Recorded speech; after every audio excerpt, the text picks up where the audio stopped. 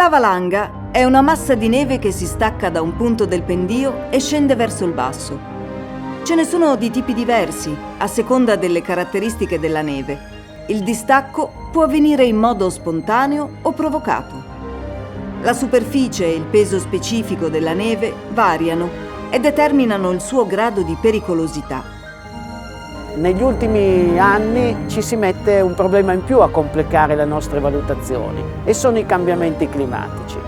La temperatura è aumentata in tutto il pianeta, ma sulle Alpi nell'ultimo secolo abbiamo aggiunto circa 1,5 gradi.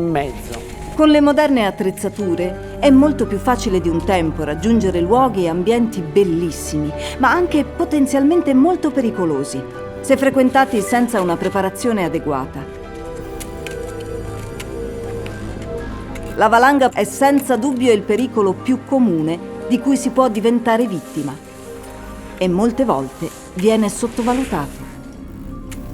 Un'escursione invernale va preparata accuratamente, l'improvvisazione è pericolosa. Che cosa deve fare chi vuole frequentare la montagna in inverno riducendo al minimo il rischio di causare o di essere vittima di una valanga?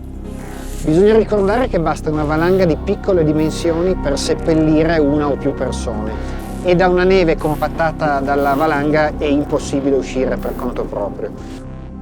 Dedichiamo molto tempo a pianificare il nostro itinerario per non rimetterci la pelle.